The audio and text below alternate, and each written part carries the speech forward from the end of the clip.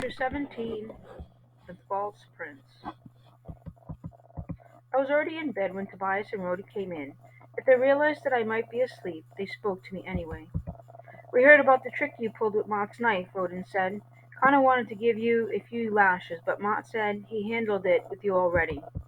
"Who's my dressing servant now?" Tobias asked. "Dress yourself," I muttered.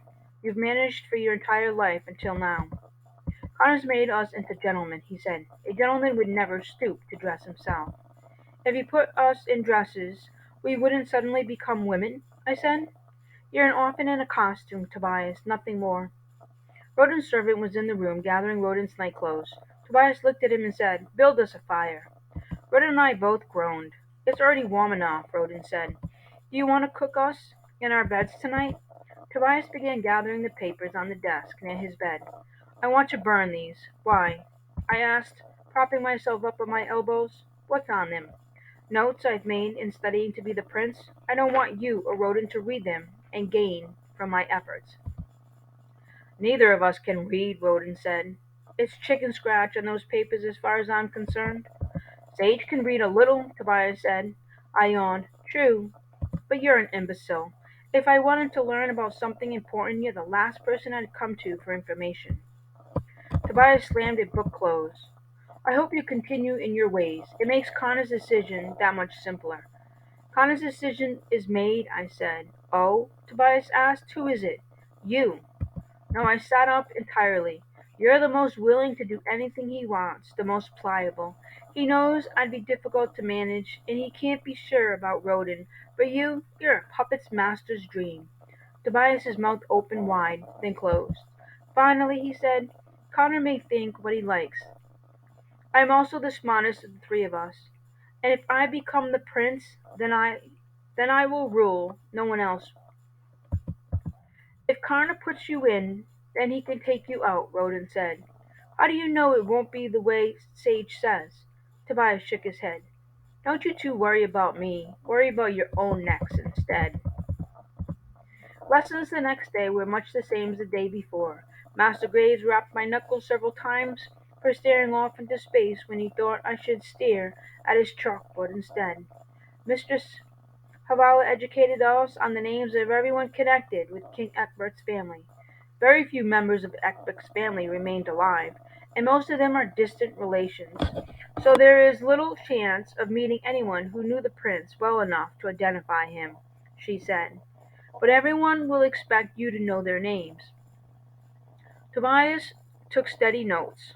I ate most of his lunch, and he never noticed.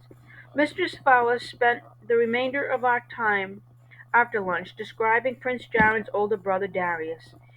"He was everything a future king ought to be," she said. "Educated, compassionate, wise. That's what Cartier will expect from whichever of us is chosen." "Then," Tobias said, "we have to do better than just imitate Jared. We have to exceed the people's expectations for Darius. Leave it to you by the end of the week.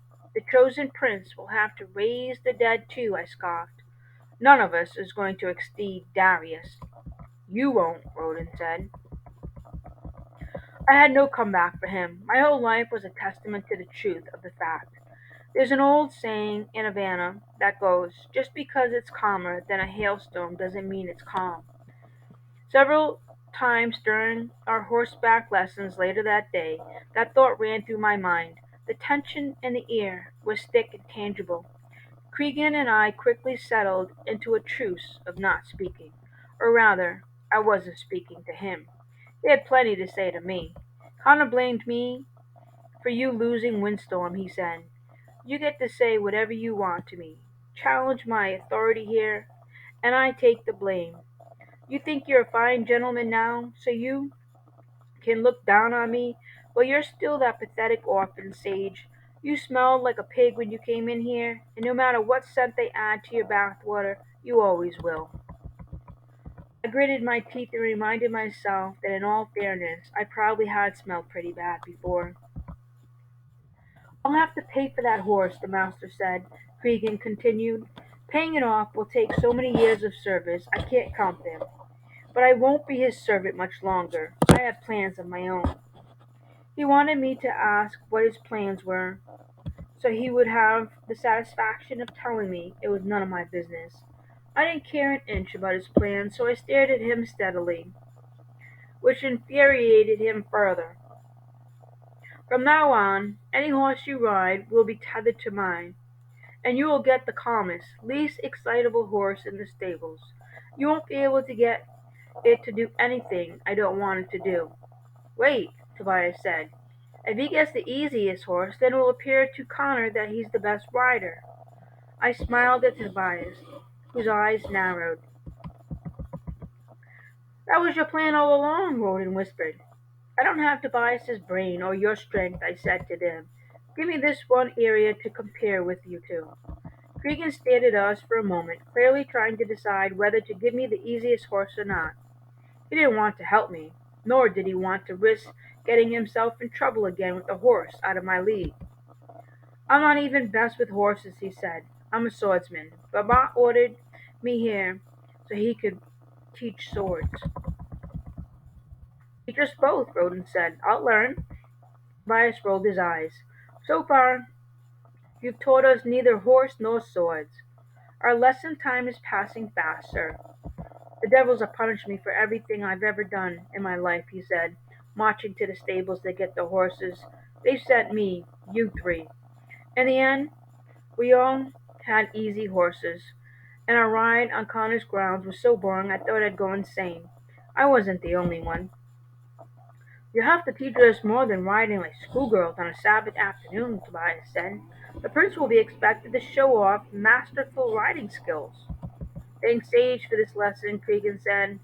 I can't risk any of you getting hurt like yesterday. On either side of me, Roden and Tobias shot out glares again. I think you planned this, Roden said to me. I think you deliberately spoiled it for all of us so that now Tobias and I won't have the chance to get any better. I chuckled softly. That idea had never occurred to me, although, if it were true, it would have been clever. After a wasted hour of horseback, Mott collected us for a sword fighting lesson. Because Sage went missing yesterday, we'll have to make up that lesson now, he said, leading us toward the small courtyard where he and I had practiced 2 nights earlier. He gestured to the wall where the various swords were hung. By the end of the 2 weeks, we'll have you dueling with these swords, but for now, you get wooden ones. I folded my arms. Where's the prince sword? Mott turned to look. Sure enough, Jaron's sword was missing. The prince's sword was here, Tobias asked. Just a copy of it, I said. Mott glared at me as if I personally insulted by my words, but he shouldn't have. I had been perfectly accurate. How did you know about the sword? Roden asked me. Mott and I practiced here the other night. Roden and Tobias reacted with open mouths and narrowed eyes, exactly as I knew they would, but they didn't have much time to protest. Connor will want to know this, Mott said, ignoring their whines. Follow me. We found Connor in his office, poring over a thick, dusty book. Mott spoke to him privately for a moment, then had us all come into the room and stand in front of Connor's desk. Connor's office was lined with shelves full of books, and the occasional bust of trinkets. Near the back of the room, he had a massive desk that faced the door and 2 comfortable chairs that faced the desk. It made me wonder if he had a business through which he earned his own money, or whether his was the kind of wealth passed from father to son through the generations. I suspected the latter was true. Connor sat with his hands folded together. This was no ordinary sword, boys. It was nearly the exact replica of Prince Jaron's sword before he was lost. It was last seen around his waist at supper the night before he boarded the ship that ultimately carried him to his doom. Now you may think by stealing it you have given yourself an advantage. Perhaps you believe you can use the sword to shore up your claims of being prince when you are presented at court. But that is futile because, as I said, it's not an exact replica. Anyone with a practiced eye will easily know it's a copy. Perhaps you have stolen it to give yourself an advantage in sword fighting. Again, this is futile. Any of you may practice with Ma as often as you like to become as skilled as you like, and if you stole it so that the two other boys couldn't practice with it, then remember that there are several other swords still available for practice. Now I want a confession. Who took it? All three of us remained silent. Connor couldn't possibly believe the thief would confess. None of us was that stupid. Sage must have taken it, Sir Tobias said. Why is that? Connor asked. He's the only one who already handled the sword, which is evidence of nothing, Connor said.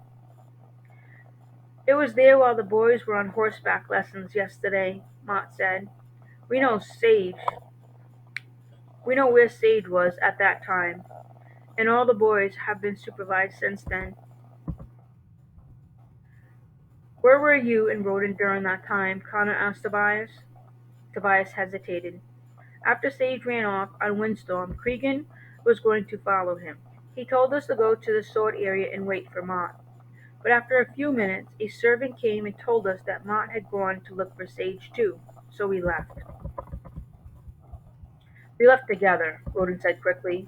If either of us had taken it, the other would have known. And what did you do after returning to the house? Connor asked. Tobias's eyes fluttered. I was in the library. Roden frowned. I went back to our room. And can either of you provide proof that you were there? After a very long, very uncomfortable silence, I rocked on my heels and smiled for the first time. I think I'm glad that the horse ran off with me.